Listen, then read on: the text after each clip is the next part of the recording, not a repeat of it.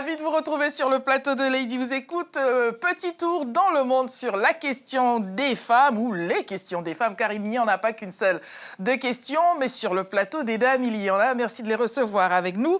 Nous avons Sylvie Bréban, rédactrice en chef d'Ethérienne sur TV5 Monde et journaliste. Bonjour Sylvie. Bonjour Lady. Merci d'être venue dans Lady vous écoute. Et avec nous, Isabelle Mourgère, journaliste à TV5 Monde. Bonjour. Bonjour Lady. C'est le monde d'Ethérienne. Nous revisitons donc ce que font les femmes dans le monde entier. Si vous le voulez bien, mesdames, nous allons commencer par Isabelle dos Santos. Nous partons en Angola. La fille de son papa, qu'est-ce qui se passe ? Donc, elle va reprendre, elle va devenir Madame Pétrole en Angola. Et donc, alors, moi, bon, c'est pas bien, on peut dire, c'est du népotisme, etc. Mais enfin, il a des fils aussi, ce monsieur, et le président dos Santos. Et oui, il avait déjà aussi casé ses fils. Donc, je trouve quand même assez exagéré qu'on en fasse toute une histoire parce que c'est la fille. Franchement, c'est des systèmes, les systèmes de dynastie politique. Il n'y a pas qu'en Angola, il y en a aux États-Unis, les Kennedy, il y a les Clinton, chez nous aussi, il y en a beaucoup des dynasties avec des enfants d'eux, etc., en politique et ailleurs. Et là, tout d'un coup, parce que c'est une femme, et encore une fois, c'est pas bien, etc., ça devient un truc terrible. On a vu que, par exemple, pendant la Révolution française, finalement, on accusait plus Marie-Antoinette que Louis XVI d'être responsable de tous les maux. Pendant la Révolution de Jasmin en Tunisie, on a accusé plus Madame Ben Ali d'être responsable que son mari. Et en fait, quand même, c'est incroyable. Donc voilà. Il y a celui qui est élu et à celle qui porte le chapeau des casseroles vides. Voilà. Isabelle. Bon, moi, je ne vais pas défendre Isabelle dos Santos. Parce que vous plus appelez que ça, Isabelle. Mais voilà, bon, forcément. Non, c'est vrai, je suis d'accord avec Sylvie, c'est vrai qu'on en fait tout un foin, si je puis dire, parce que c'est une femme. Bon, elle a suivi le parcours, c'est une fille à papa, on l'appelle la princesse. Bon, voilà. Comme ça a déjà existé plein de fois, il n'y a rien d'exceptionnel à ça, finalement. Et ben, voilà, il y a quelque chose qui dérange, peut-être ces messieurs. Voilà, peut-être qu'elle est compétente dans ce qu'elle fait. On ne se pose pas la question non plus. Ça a l'air d'être une sacrée carnassière quand même. Voilà, oui. Alors, comme tout le monde. Et on sait que les femmes sont des hommes comme tout le monde. Voilà. Elle a la main mise sur les télécommunications. Elle a fait fortune dans ce domaine. Maintenant, c'est le pétrole. Alors, c'est vrai que le pétrole, c'est un milieu d'hommes, alors c'est peut-être ça aussi qui choque. Bon, voilà, on ne va pas la défendre parce que je pense que c'est quelqu'un qui sait où elle va et peut-être qu'elle va peut-être vers une succession de son père, on ne sait pas. Enfin, la route est ouverte, mais comme le disait Sylvie, le président dos Santos a aussi nommé son fils à la tête des forces spéciales il y a quelques mois et bon, ça n'a pas fait un... Alors, ce qui fait scandale, c'est peut-être, bon, il y a eu le classement Forbes, vous savez, qui l'a classé parmi les... la plus riche femme d'Afrique. Donc, c'est aussi, bon, c'est une étiquette qui est peut-être pas facile à porter. Voilà. Bon, j'ai vu que sa mère aussi était une entrepreneure assez comme on dirait, c'est sanguinaire. Ouais.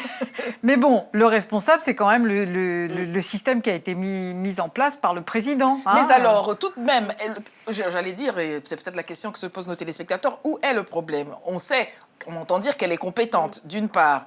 Est-ce que parce qu'on est fille d'eux ou fils d'eux, on est de facto disqualifié de certaines choses, sachant que ce n'est qu'une entreprise et qu'elle en a les compétences. Oui, mais enfin, c'est une entreprise publique quand même, enfin, ce qui dépend du gouvernement. Donc, moi, oui, je trouve que là, on est on devrait... Le népotisme, franchement, c'est pas bien, quoi. Mais alors, est-ce que quelque part, mesdames, nous qui militons en faveur des droits des femmes, est-ce que quelque part, ça n'est pas tordu ? Parce que ne faut-il pas accepter que néanmoins, les femmes puissent émerger par les manières, les voies qui, pour l'instant, sont disponibles ? Elles doivent pas plus émerger par ces voies-là que leurs frères ou leurs petits-neveux ou je ne sais pas qui.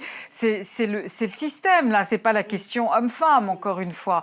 Qu'elle soit compétente, oui, on n'en doute pas. On a vu sa carrière. Les hommes disent, on l'espère. Elle a fait des études absolument poussées dans ce domaine, etc. Bon, mais il y a quand même un problème du fait que ce soit la famille dos Santos qui possède, qui ait les mains partout dans... C'est ça le problème, c'est d'abord ça.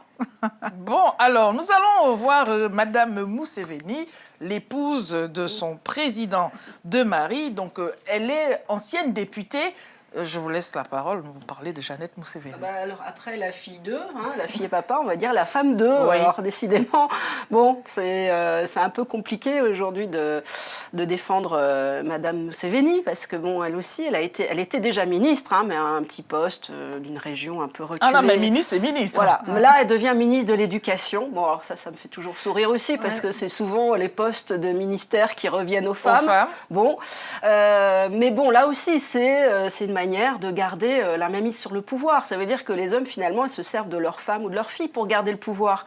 Moi, je l'interprète un petit peu comme ça aussi. Mais moi, je trouve qu'elle a, d'une certaine façon, un peu plus de légitimité. Elle est en politique depuis longtemps. Hein.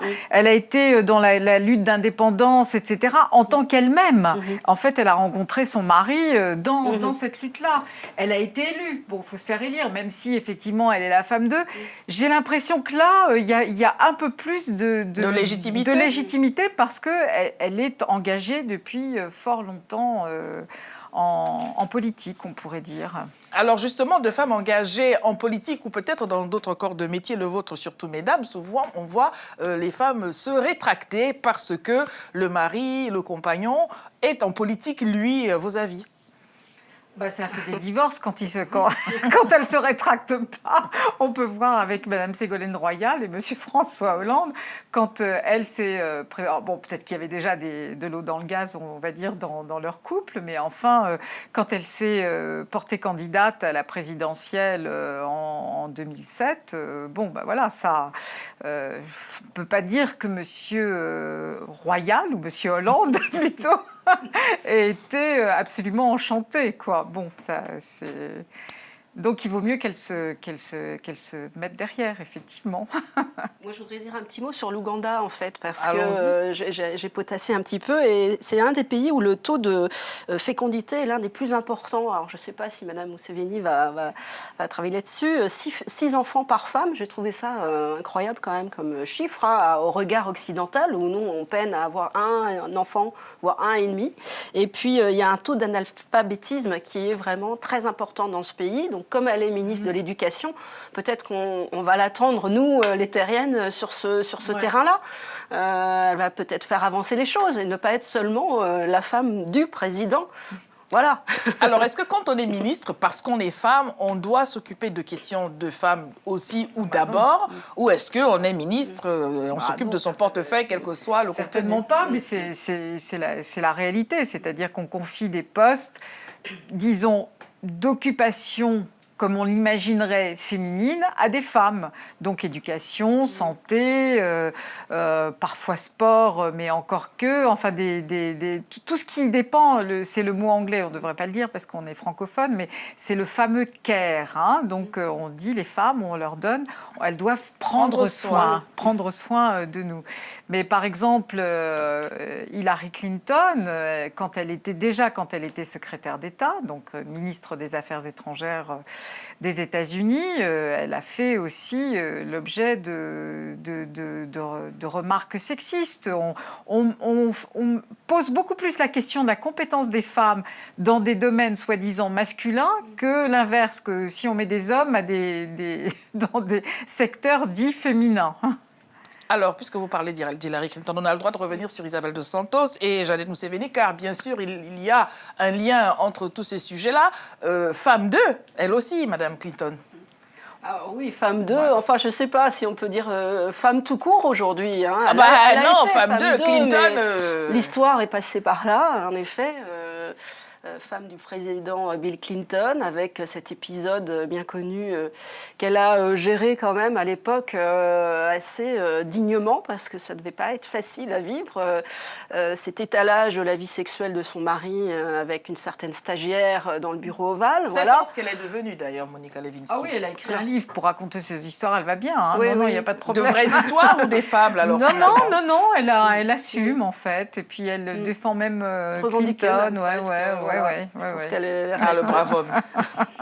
Donc, pardonnez-moi, Hillary Clinton. Hillary Clinton, elle est devenue Madame Clinton, elle est devenue Hillary, quoi. Alors, déjà, en étant Clinton candidate... est tombée au sens propre comme au sens figuré, et Hillary... Et Hillary, elle a poursuivi son parcours politique. Elle a été donc en campagne pour être dans la course à la Maison-Blanche face à Barack Obama. C'était en 2008. Bon, là, il y a eu une féroce bagarre entre les deux. Puis finalement, aujourd'hui, ils se rejoignent, puisqu'elle a été après donc ministre des Affaires étrangères sous Obama. Elle a, je pense, tout à fait rempli son rôle à ce moment-là. Et puis, aujourd'hui, voilà en lice pour la Maison-Blanche.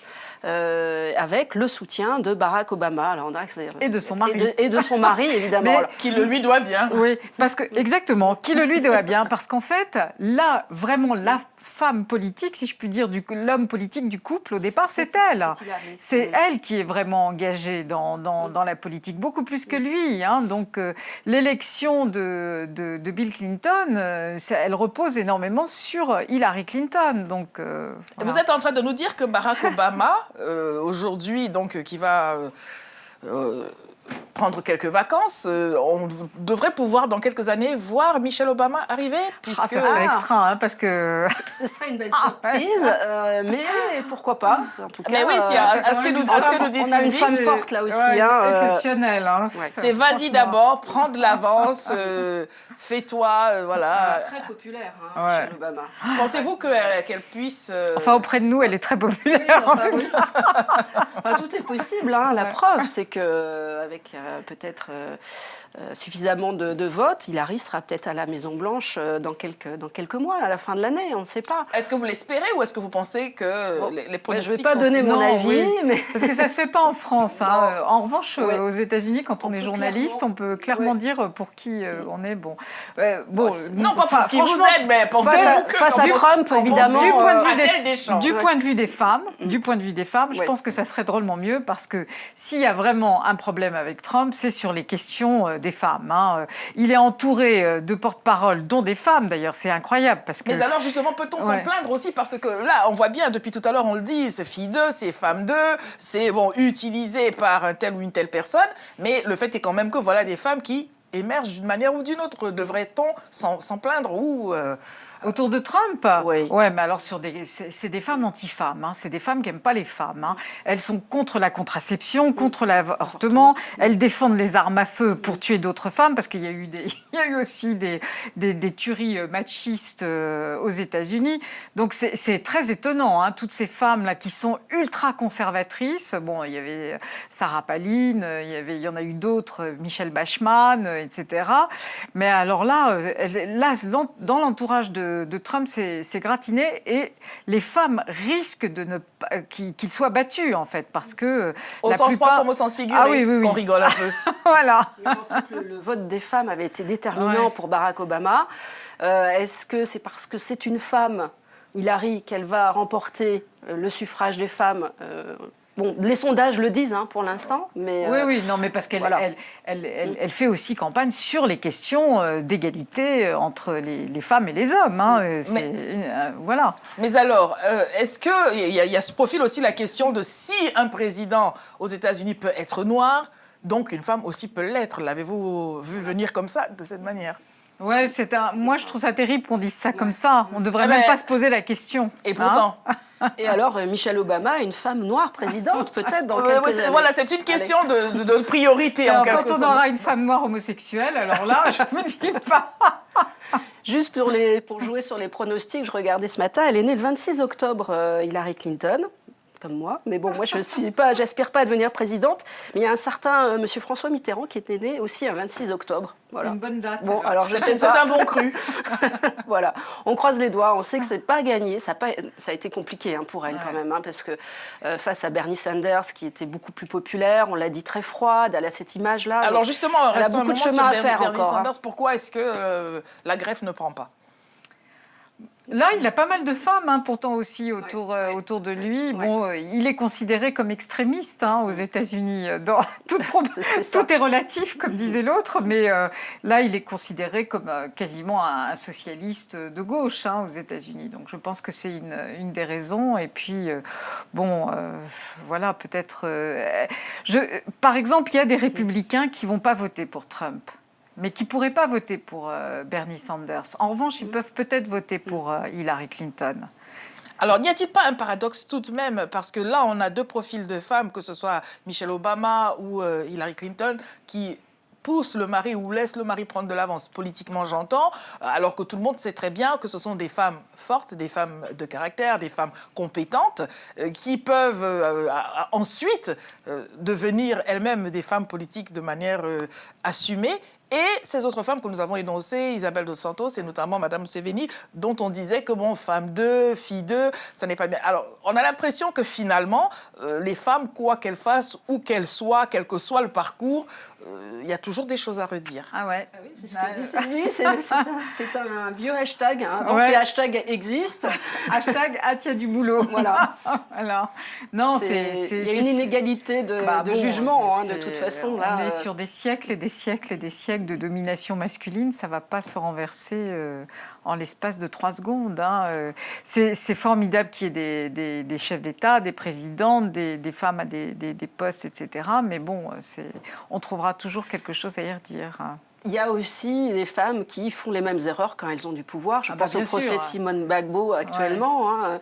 Voilà, elle a joué, elle a perdu aussi, hein, aux côtés de son mari. Alors justement, n'a-t-elle pas plus perdu que son mari, qui lui était quand même le président? Parce que d'inégalité de traitement, on l'a vu dans les images lorsqu'il a été arrêté, avec quelques égards néanmoins, alors qu'elle a été traînée, mais par terre. Est-ce que moi, là je pense quand même, ouais. C'est comme Marie-Antoinette. Là, je trouve que la comparaison, elle est plus opérante pour Simone Gbagbo. C'est vraiment... on lui pardonne rien. Alors que son mari, il a encore... il a encore vous voyez. Ouais, et il a encore beaucoup de soutien d'ailleurs. Certains disent les femmes l'ont bien cherché. Mais les hommes aussi. Ce serait bien qu'on puisse dire... Les hommes aussi, mais les femmes, elles l'ont bien trouvé. Avant que de passer à notre prochain sujet, j'aimerais bien qu'on fasse quand même un petit point sur les sujets que vous avez abordés. Et là, nous redirigeons nos téléspectateurs sur le site d'Ethérienne, hein, le site sur Télé5, où on parle aussi, comme dans les Dis vous écoute, des questions de femmes. C'est un peu un petit bilan, puisque nous sommes en fin de saison avant la rentrée. Lequel des sujets a le plus marqué vos esprits à vous, non pas auprès de vos lecteurs? Sylvie. Peut-être que c'est le même d'ailleurs. Non, mais vas-y toi. Alors, moi, on voulait parler de ce magnifique billet qui est quand même depuis quelque temps sur le site de Terrienne. C'est le must de Terrienne. C'est vraiment, voilà, c'est celui qui... C'est marrant parce qu'en fait, c'est un texte qui... Elles vont le dire, hein, ça va venir, ça va sortir.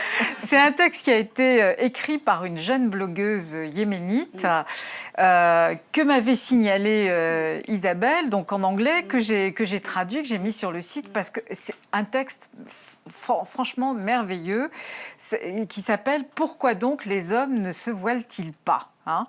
Donc, et c'est un texte qui est bien parce qu'il est drôle, il n'est pas agressif, mais il a ce qu'il faut de provocation, et donc il touche vraiment juste.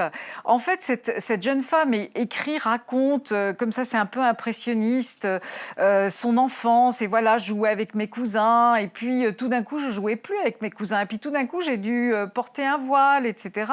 Et donc on m'expliquait que c'était pour éviter la tentation, puis alors je suis allée regarder le regard des hommes. Est-ce que vraiment les femmes voilées, ils ne les regardaient pas? Bah si, ils les regardent exactement comme les hommes, etc. Et elle dit, puis moi, il y avait mon chanteur préféré, il avait les épaules et on vous lui voyait le poitrail, et moi je le trouvais absolument tentant. Et ben pourquoi est-ce qu'il se voile pas celui-là? C'est un texte absolument extra de finesse, et je pense que c'est pour ça que des gens tout le temps retombent dessus et se le partagent et le repartagent. Et nous aussi, après, elle a écrit d'autres choses pour Terrienne. C'est une formidable écrivaine. Hein, journaliste.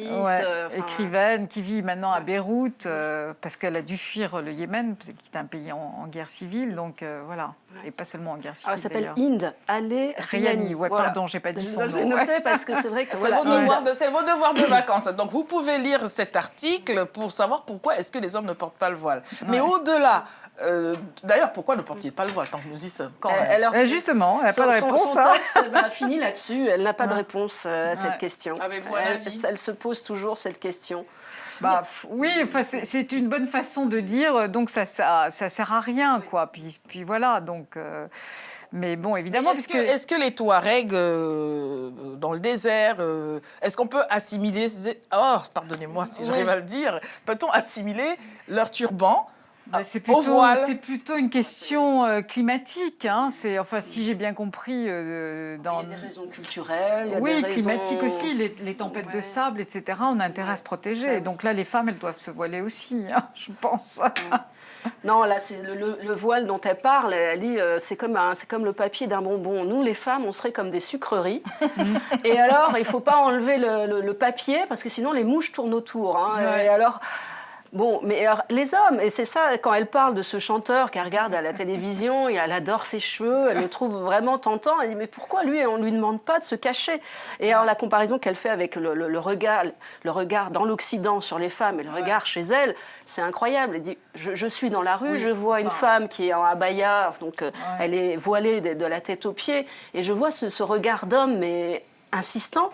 Et quand je suis dans les rues, à Paris, enfin, elle ne précise pas vraiment, elle dit, bon, ces femmes, elles sont en mini-jupe, elles sont... Oui, finalement, enfin, là, je serais plus nuancée, hein, parce que aujourd'hui, moi, je trouve que le harcèlement de rue, il existe chez partout, nous comme ailleurs.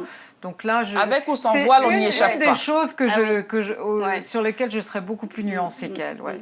Je ne sais pas, parce qu'elle parle de ce regard-là, enfin, de chez elle, qui est intrusif aussi, hein. C'est-à-dire que même l'habit, finalement, ne cache rien pour les hommes. Au contraire. Alors bon, voilà, on pose la question et en tout cas, on la salue, tiens.